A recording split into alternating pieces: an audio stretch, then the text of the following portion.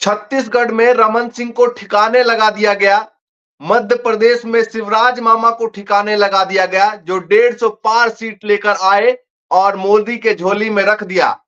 अब बारी है राजस्थान की। राजस्थान में क्या महारानी झुकेंगी? ये सवाल बहुत बड़ा है और इसको लेकर सभी लोग सवाल कर रहे हैं और अपने अपना प्रेडिक्शन लगा रहे हैं।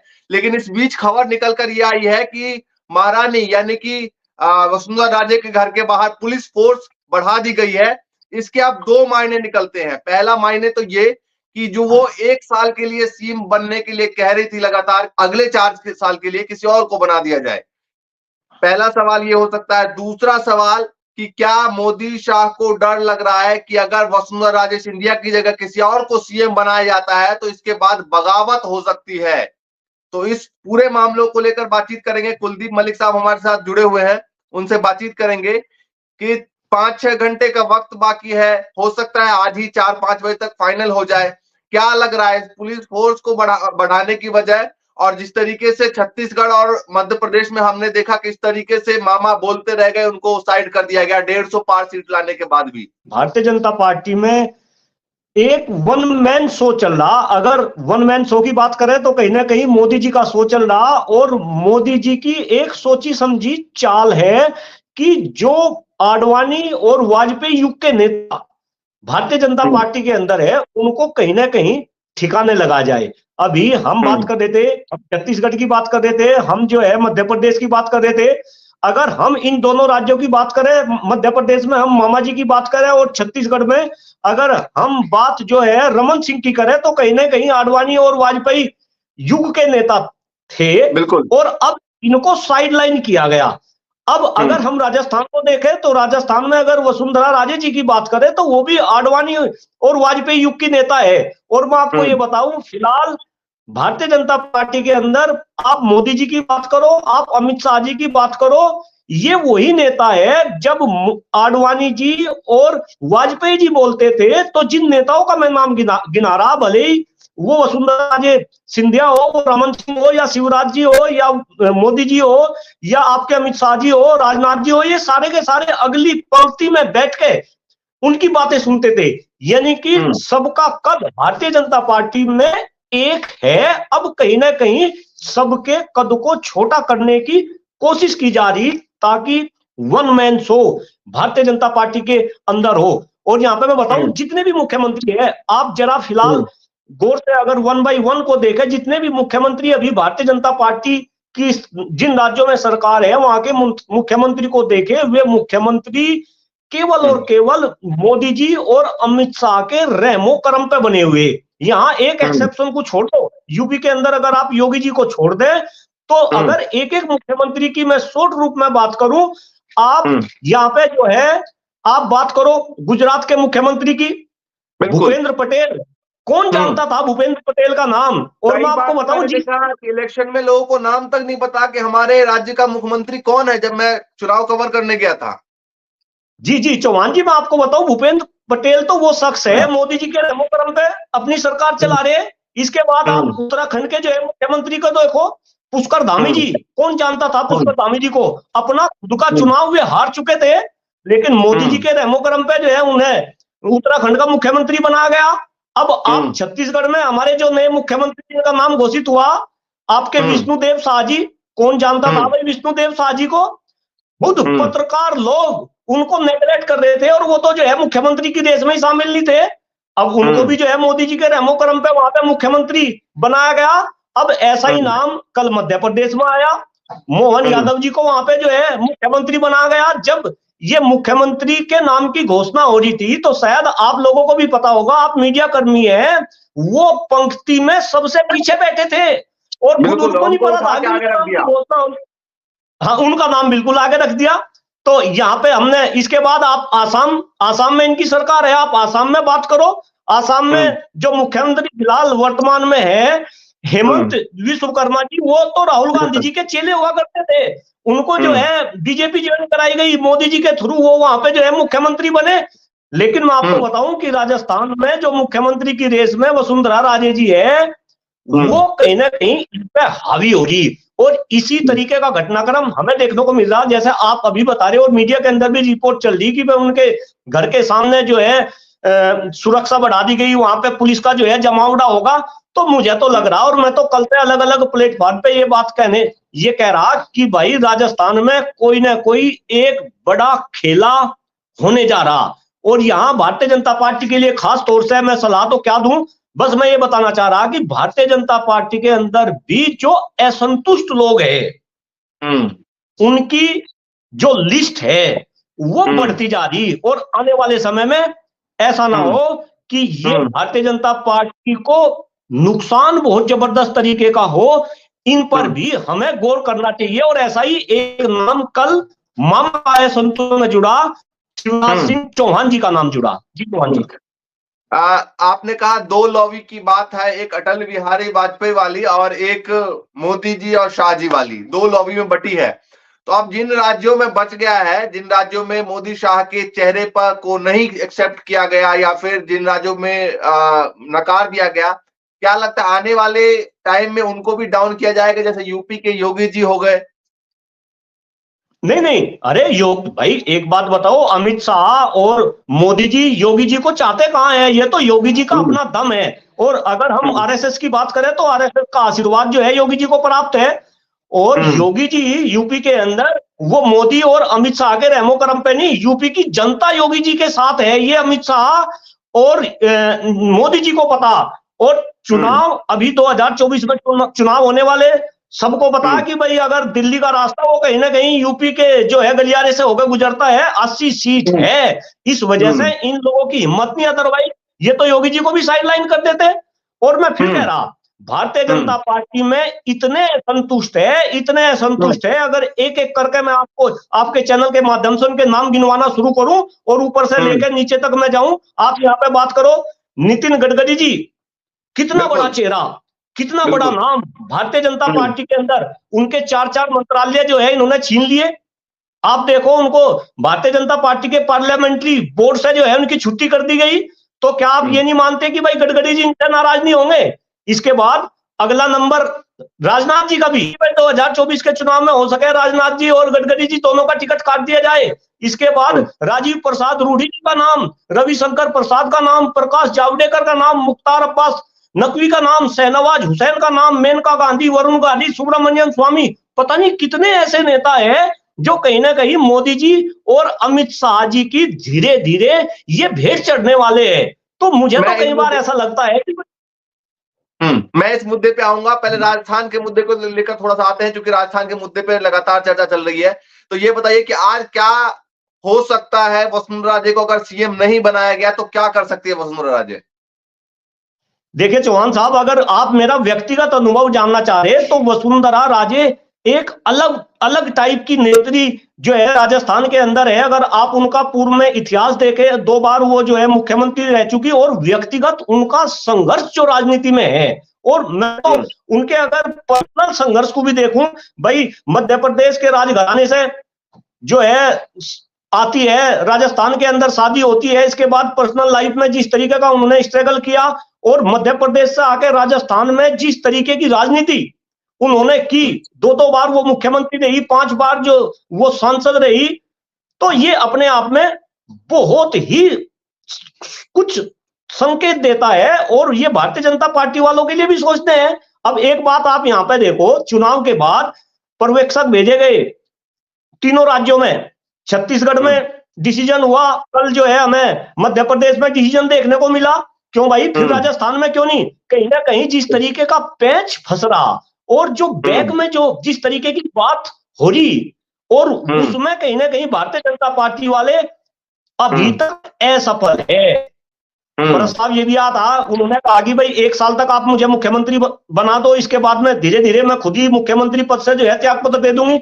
लेकिन मुझे ऐसा लगता है कि इस तरीके की बात भी उनकी एक्सेप्ट नहीं की गई। और ये भारतीय जनता पार्टी के लोग ध्यान रखें कि ये वही वसुंधरा राजे है। अभी जब राजस्थान के अंदर गहलोत जी की और सचिन पायलट जी की आपस में कुछ मतभेद हुए, तो गहलोत जी और वसुंधरा राजे जी कहीं ना कहीं जी जी, मैं वही कहना चाह रहा कि वो हाथ मिलाने वाले थे, ये भी मीडिया को भी पता, सबको पता। तो हाथ अभी भी दोनों के वही है। ऐसा ना हो कि भारतीय जनता पार्टी वाले इन्हें मुख्यमंत्री डिक्लेयर ना करें और वे दोनों हाथ मिल जाए और वसुंधरा राजे जी राजस्थान के अंदर एक बड़ा खेला कर दे। इससे भी नकारा नहीं जा सकता। तो कुछ भी हो सकता है, किधर भी जा सकती है रुख तस्वीर। नहीं नहीं नहीं भाई, एक बात बताओ, बिल्कुल राजनीति है, राजनीति में हर कोई, एक बात बताओ, क्या केवल भारतीय जनता पार्टी वाले ही जो है चुनी हुई सरकार को तोड़ सके क्या? मध्य प्रदेश के अंदर किसकी सरकार थी? कांग्रेस की सरकार थी। भारतीय जनता पार्टी वालों ने उनकी सरकार तोड़ ली। और यहां तो सीन दूसरा, यहां तो भारतीय जनता पार्टी वाले आज 9 दिन हो गए, अब तक वहां सरकार बनाने के लिए जब वे मुख्यमंत्री का नाम ही डिसाइड नहीं कर पाते, तो उससे पहले ही अगर इस तरीके का खेला हो जाए तो ये अपने आप में कोई अतिशोक्ति नहीं होगी, ना इसमें कोई चौंकाने वाली बात होगी, ये तो सबको नजर आ रहा। अच्छा ये बताइए, 150 से पार सीट किसी को नहीं लग रहा था मध्य प्रदेश में आएंगे, आ गए। और शिवराज सिंह चौहान ने लाडली बहनों को धन्यवाद किया, लेकिन अब बहनों से भैया को अलग कर दिया है। बहन को भाई तो अब नजर नहीं आए, कहीं पीछे फेंक दिया भाई को।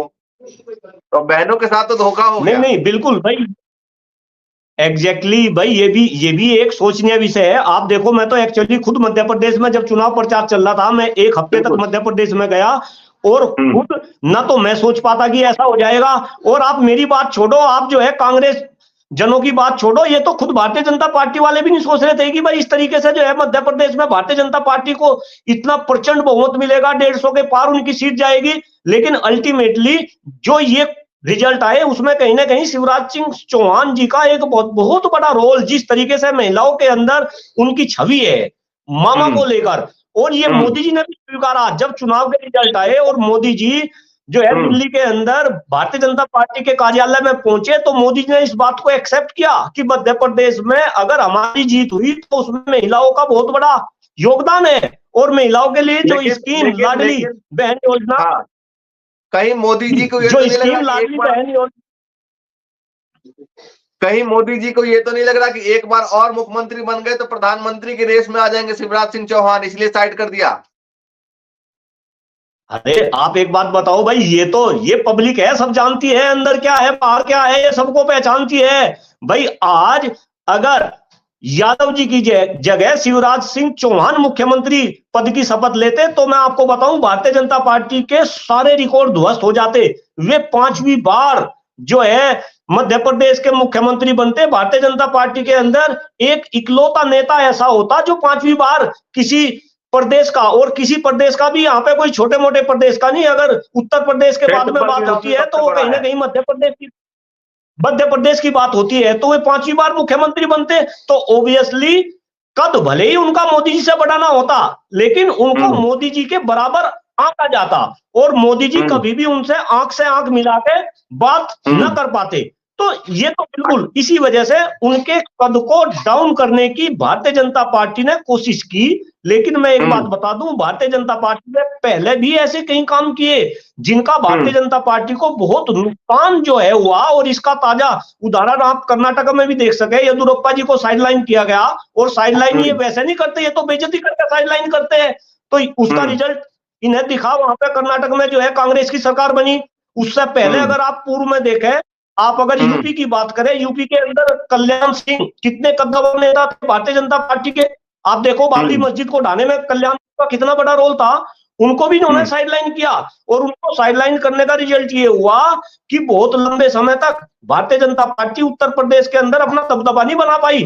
तो कहीं ना कहीं भारतीय जनता पार्टी वालों को भी ये सोचना चाहिए कि आप नेताओं को, कोई बात नहीं आप साइडलाइन करो, लेकिन उनको इस तरीके से बेइज्जती करके, उनका अपमान करके, भाई कम से कम आप आपको अगर उन्हें साइडलाइन करना तो उसके बहुत सारे तरीके हो सकते हैं, लेकिन इस तरीके का अपमान कि चुनाव आप जीतेंगे मामा के दम पर, लाडली बहन के दम पर।